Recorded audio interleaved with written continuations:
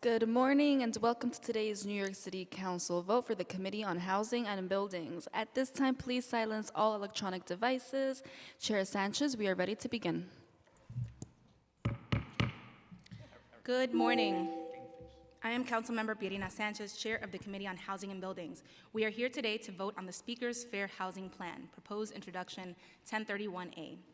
New York City is in the midst of an ongoing, uneven housing crisis. Half of all New Yorkers are rent burdened, contributing more than 30% of their income to housing.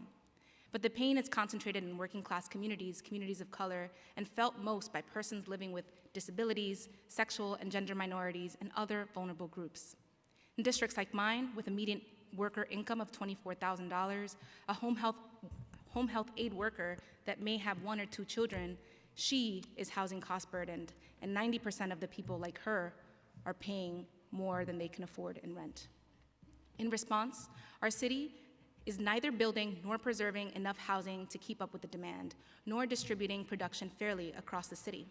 From 2010 to 2020, New York City built only about 200,000 new units of housing, while gaining nearly 630,000 new people and nearly 1 million jobs. This rate of production lags far behind most other large, growing cities. Furthermore, the housing, and particularly affordable housing that we have produced, has been unevenly distributed, with neighborhoods that are rich in infrastructure and amenities not contributing as much to the city's housing needs, while few communities, particularly in the Bronx, where I represent, have taken on the lion's share of affordable housing production. Don't get me wrong, I will continue to welcome affordable housing development in my community, but even with all that is being done, it is not enough, and we need more communities to step up in our city and do more.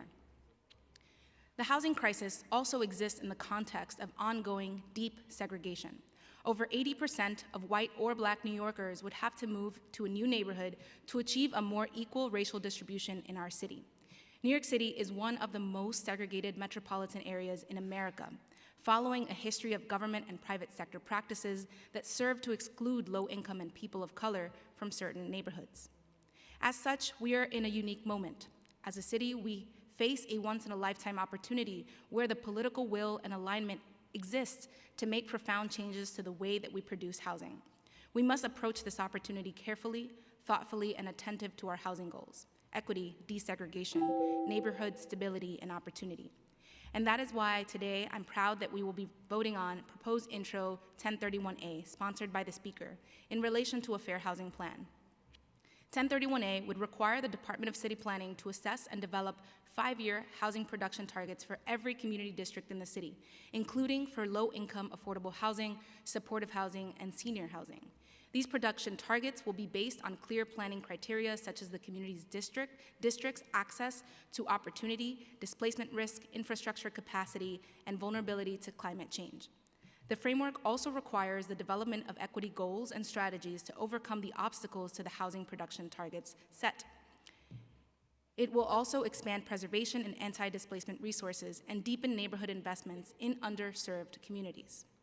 We know that our housing policies are far from meeting the needs of our lowest income New Yorkers, but requiring targets for income-restricted and supportive housing at the community district level can get us closer to the goal. I'm joined today by my colleagues, Councilmember Abreu, Councilmember Carr, Councilmember Aviles, Councilmember Barron, Councilmember Caban, Councilmember Dinowitz, and those are my council members. Thank you for joining today.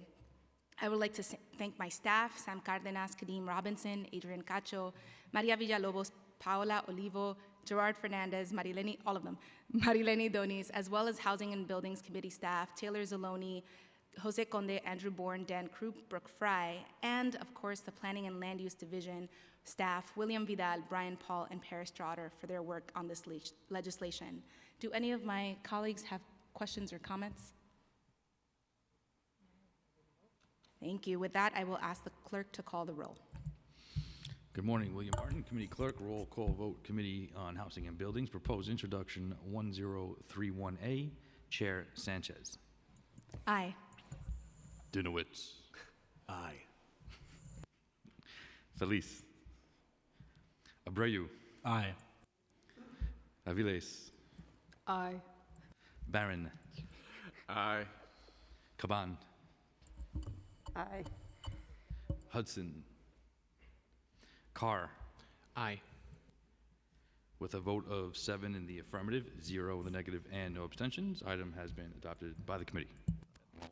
And the roll will be held open at request of the chair. Thank you.